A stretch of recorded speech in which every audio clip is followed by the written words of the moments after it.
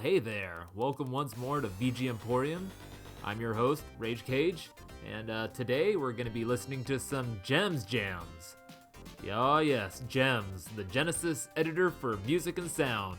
Now, it was used by primarily American composers, but there's a few Europeans kind of sprinkled in there with usage, and the majority of the music made with it, let's see, it could be described as tinny, farty, flarpy, graty, scratchy, thin, twarmpy, all around just kind of samey. But in the hands of someone who knows what they're doing with it, you can get some really good stuff out of it, like this tune here. This is the theme music for B.O.B, composed by Rudis. And let's see, Rudis himself has done a lot of music for some Lynx games, Clacks, and Hard Drivin'. You could say he does a fine job here. You know, the one thing about the Gems is that, it came preloaded with about 100 so patches that are all just kind of equivalent, like trying to equate to like certain instruments and stuff. And they had the option to actually create their own patches, but for most composers using this software, they just didn't. They just used the patches that were there and maybe modified them a little bit. But for the most part, it comes down to the composition of the tracks and some of the patches they chose to use along with it that are, kind of set these tracks I'm going to be playing you today apart from the ones that are a little bit more on the not so good side. So now about this game B.O.B or Bob. So you play as Bob, a teenage robot with tood, because this is the 90s and all these characters gotta have some maximum tood. And he borrows his dad's space car to go pick up his date, but on the way he crashes it and ends up, crashing onto another planet, and has to, work his way through multiple levels, using guns to shoot at enemies and gadgets to, get around in other places, stuff like helicopter or trampoline and stuff, in order to get to his girlfriend to go on a date. And so, yeah, this is basically just a, side-scrolling running gun, trying to create like a new mascot like everybody else was. And yeah, I don't know much more about this game. I haven't actually played it before. I think I might have emulated it, years ago, but I don't remember much about playing it. Before we move on, I'd like to note that all the tracks that we're going to be hearing today, I actually played through this device I have called the Mega Blaster 2, created by Aidan Lawrence. It is basically a board that has the YM2612 sound chip and the SN76489 sound chip on it, and you just load the BGM files, like .bgm or .bgz files, onto a little SIM card. You pop it in there, and you actually play the tracks through real hardware. So all the songs you're going to be hearing today have been rendered through those real sound chips and re-recorded. And yeah, so you're going to get like nice, kind of like some fuzz, some gritty, like the way how it's supposed to sound a little cleaner too. So yeah, I'm a gosh darn nerd, and I'll nerd out to you about these here sound chips in a bit. But first, we're going to get on to our next track, which is going to be Coffee Break / Continue from Garfield, Caught in the Act, composed by Dwight Stone.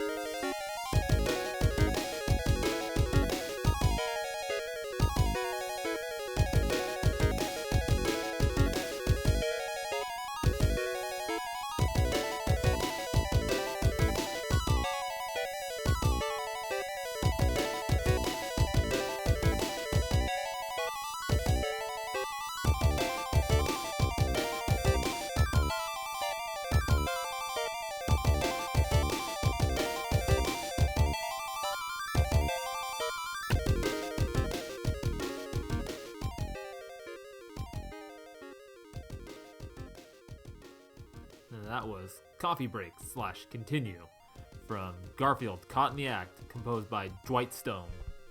And what? When I am not eating lasagna, I am drinking coffee. Hey, you don't go around taking other people's mics like that. I don't care if you're the only other famous orange cat in the world. You get on out of here. You will regret this point. I'll be back. You will see. Hey, sorry about that, folks. I didn't see him come in here, and he just kind of swooped in, grabbed my mic, and you heard that. Come to think of it, something seemed a little off about him. Maybe not quite the real deal. Possibly a Uber fan that just has gone a little too deep. Well, hopefully he won't be coming back. Anyway, Dwight Stone. He's composed music for Jam at Street Hockey 95, Tristan de Prey, I hope I pronounced that right, Star Wars Arcade for the 32X, Bonkers, and Eternal Champions. And about this game, it's, your standard licensed platformer. You play as Garfield, gets sucked into a TV, and goes through stages that are like, movies and TV shows. So, there you go. Not much more to it. And as far as music goes, there's a nice sounding yet almost farty bass. The other FM patches are, nice sounding, like not too annoying. But the standout here are those PSG arps just coming in nice and strong here. You can't forget about those nice beefy percussion samples there, a little crunchy, but really nice sounding. Let's get a little bit more into the gems here. So, it was created by Jonathan Miller, Bert Sloan, Chris Grigg, and Mark Miller. It was commissioned to them by Sega of America, create a program that makes it easier to create music for the Sega Genesis, because the only other way would be to program it, through hexadecimal and all these values and stuff, which is the way how the Japanese composers did it, because, they've been doing it for so long with, the home computers that have been going on since the late or early mid 80s. And so what they created was a DOS-based user interface, which was MIDI interactive. So you could actually visually see all the different settings, parameters, go in, create your melodies, choose your patches, modify them if you wanted. Most didn't. And and also set these crazy little macro, CCs and macros called mailboxes, I guess. There's actually a video on GST channel called How to Make Sega Genesis Music in 1994 on YouTube. And he goes into some really good details about about this software. So I would definitely suggest you go check it out. I'm gonna put the link in the show notes. So yeah, and GST channel in general, you should just go and subscribe to him, because he creates awesome mixtapes, and has just nice little video essays talking about certain video game music, softwares and creations and all. So yeah, check him out. So now moving right along to our next track. I kind of found this one a little neglected in the Sonic section, so I decided to kind of bring it out and, give it some fresh air. So we've got Toxic Caves from Sonic Spinball, composed by Howard Drossin.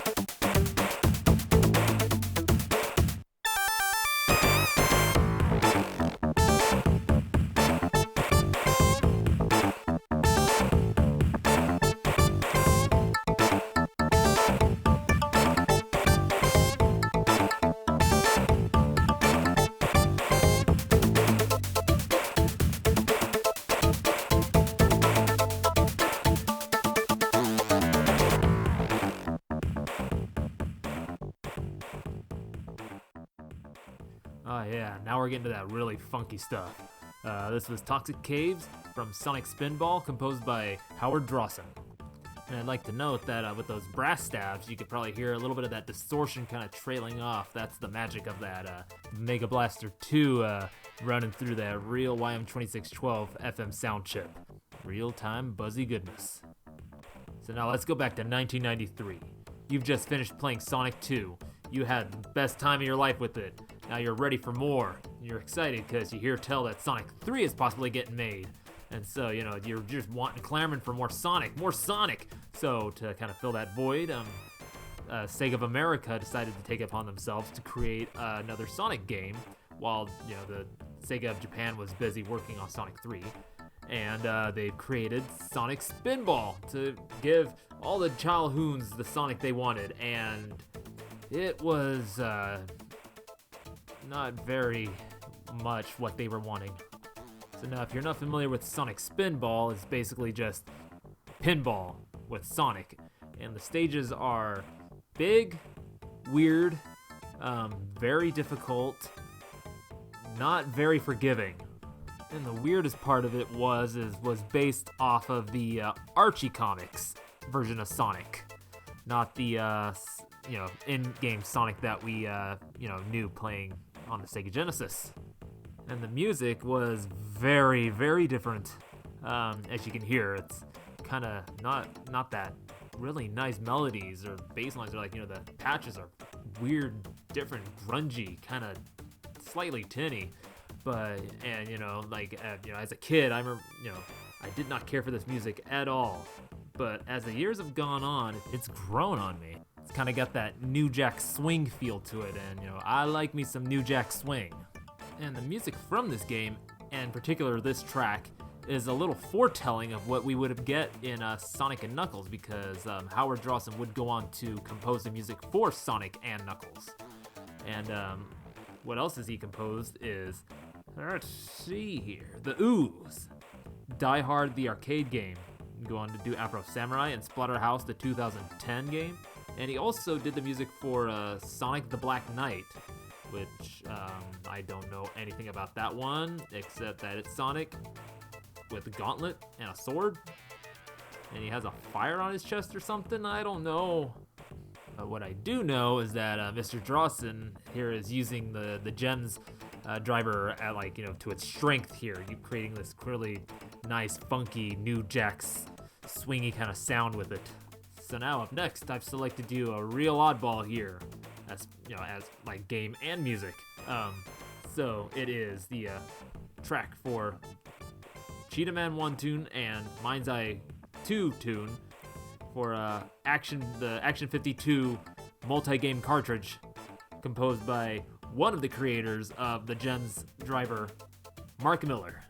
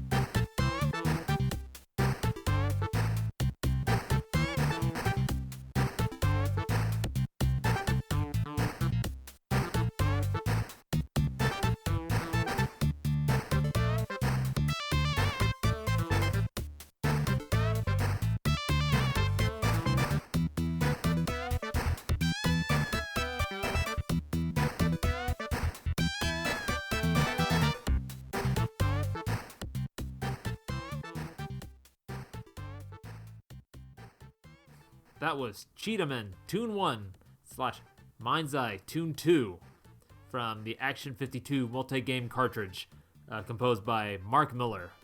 This one's such a silly, gunky, funky tune for a weird set of games, per se.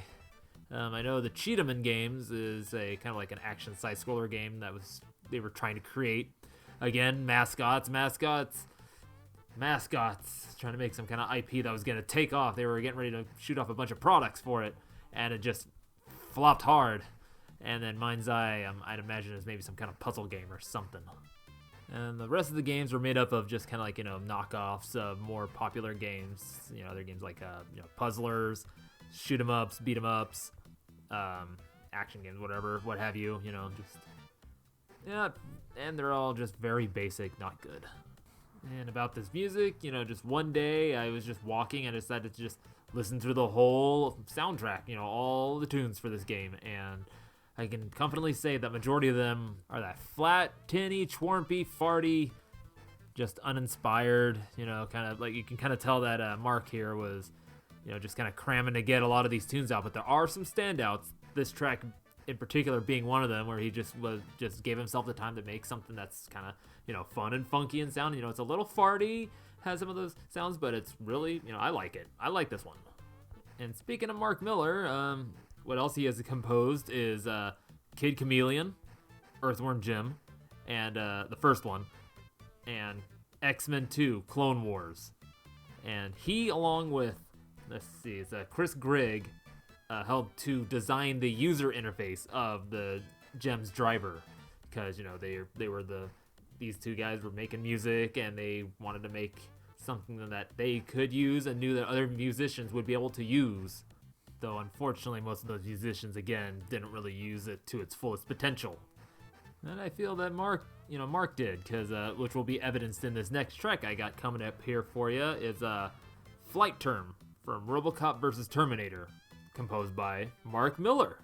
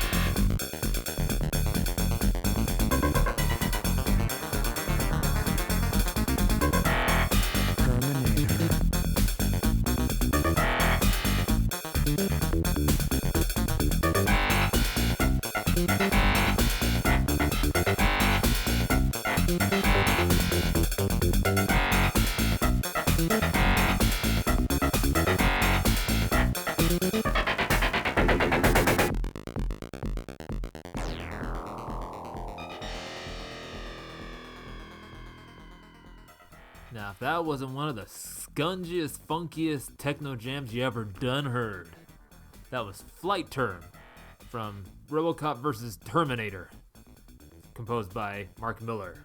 Yeah, that funky bass with those really grindy, just like synth pads coming in, and all those like kind of like cool sounds coming in and out, and then the kick patches, decent enough, and then that weird open hi-hat, and then that sample of the female voice saying Terminator just kind of popping in every once in a while. Pretty cool. But one of the more interesting things, you're pretty sure you heard at the very beginning of the track, is that the periodic noise there, which is when you take the noise channel, you sacrifice the third pulse channel on the SN76489, and it creates a kind of like a pulse of a different, slightly smaller width, kind of giving it like that high-pitched kind of buzzy pulse sound, and it's kind of a really cool, like, when it's used.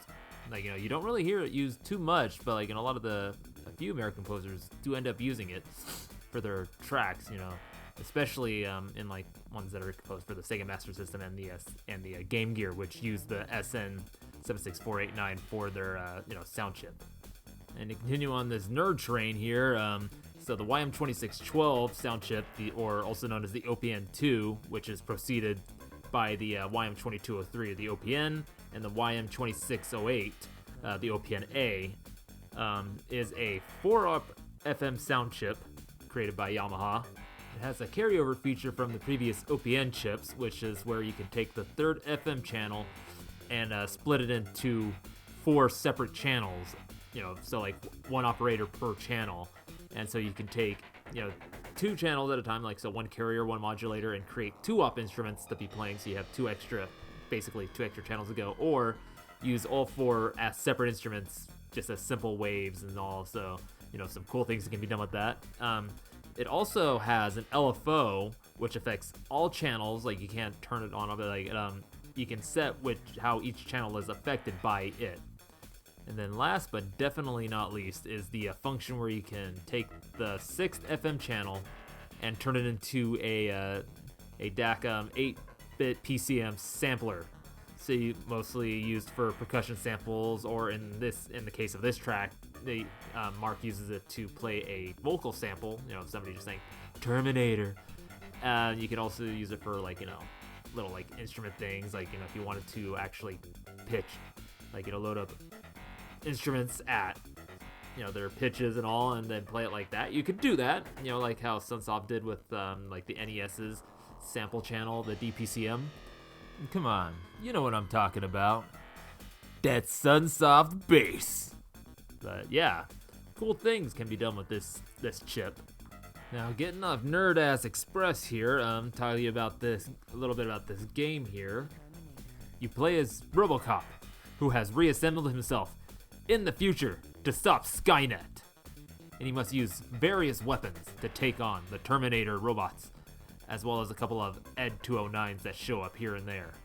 And it's in the case of Robocop, it would be more like a walk and gun game instead of a run and gun, because he doesn't move too fast. I don't know, this game's just more wacky 90s franchise gobbledygob. And we're gonna carry on to something that truly does represent the 90s. So we're gonna be playing Lewanda's Love from Toe Jam and Earl 2, Panic on Funk-O-Tron, composed by John Baker.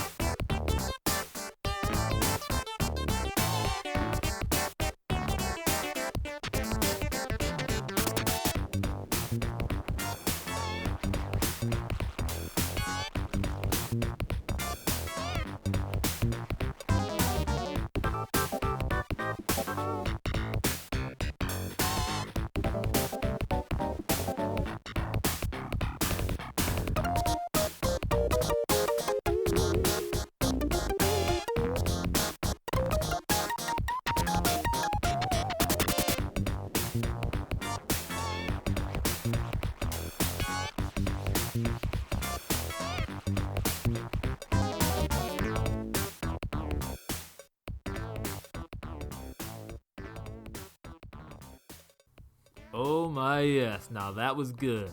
That was Lewanda's Love from Toe Jam and Earl 2, Panic on Funk-O-Tron, composed by John Baker. That man knows how to lay down that FM funk. What else he has done is Slam City with Scottie Pippen, Gex 3D, Army Men, Sarge's War 2, Warriors of Might and Magic, and the last credit I can find is he did audio direction for Splatterhouse, the 2010 remake. And I can honestly say, in my opinion, that this track is probably the best out of the batch I've played for you today. The patches are nice, chunky, and beefy. The whole melody, like everything about it, is just so funky goodness. More of that, a little bit of that New Jack swingy kind of hip-hoppy kind of sound. Oh yes. My favorite parts is just like that really harpsichordish slap bass, just kind of going all over the place, left and right, cutting off, giving it that kind of chunky, gunky sound. And the game is just as wacky and funky as the music. So in the previous game, it was a treasure hunt with randomly generated levels, kind of like inspired by Rogue. And you have to find, CDs and the pieces of your ship because you crash a lot on Earth so you can get off Earth. And you find all this stuff, and you finally get off Earth. So the second game takes place right after that. You get back to their home planet, Funk-O-Tron, and somehow humans stowed away on your ship and are just wreaking havoc all around Funk-O-Tron. So you gotta track them all down and trap them in jars so you can just get them the heck off of Funk-O-Tron. And the gameplay is now totally different. It is now a side-scrolling platformer. You get to play as both Toe Jam and Earl again. You can switch back and forth with them because they do certain things that the other can't, so you get through the levels and all, and it's just a funky, wacky time, though it's a little divisive between fans because they wanted more of the roguelike experience of the first one, but others are really like the platformer because, platformers are the big craze and everything, so, big contingent there. And then there was a third one, and that one failed, and we don't talk about it. But what we will talk about is the last track I'm going to be playing for you today. It is Final Results from NBA Jam, composed by John Hay.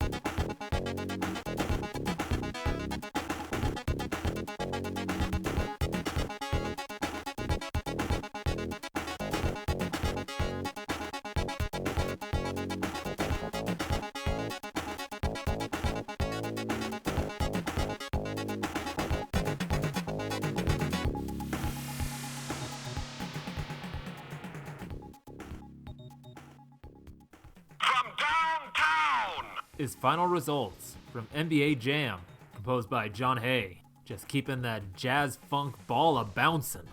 And you may be asking, hey, what's John been up to? Well, what he's been up to is Smash TV, Total Carnage, and he's done music for multiple pinball machines. So you got Demolition Man, Doctor Who, Gilligan's Island, among many others. Just, music and sound effects for those things. And what's the jam on this particular game? Well, you play 2v2 games with the with the roster of the 93-94 season, and it's just some wacky, not fast-paced basketball arcadey action. You get to do long shots from downtown. You get to do some really power dunks that just break the backboard. You get flaming dunks, I think, in the later on games, and the ever-present cheat for the big heads. Oh yes, you can't not play without playing with the big heads.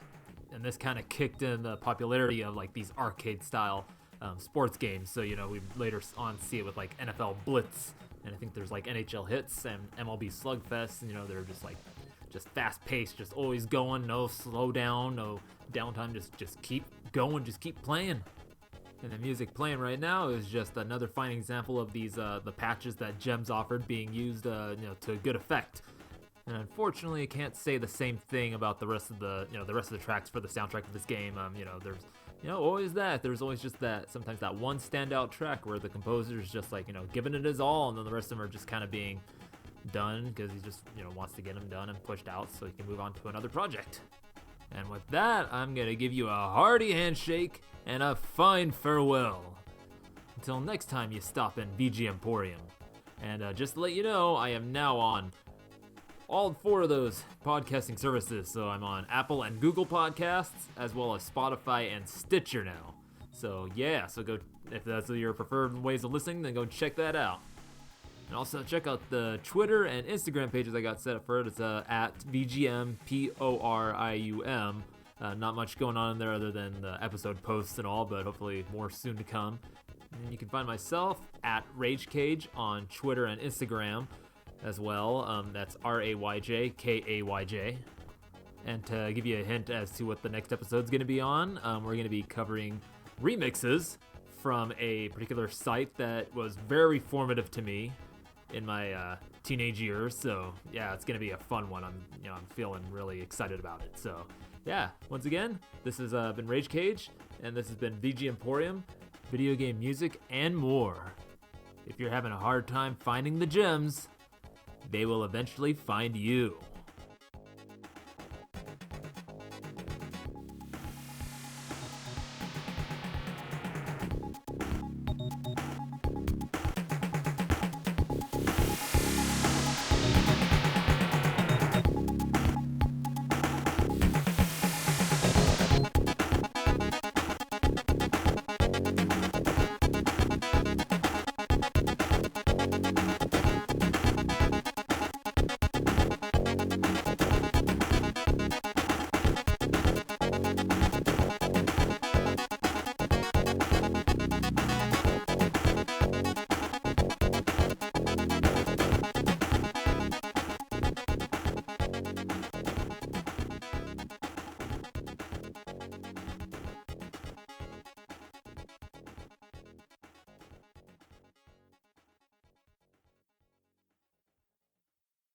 I'll be back.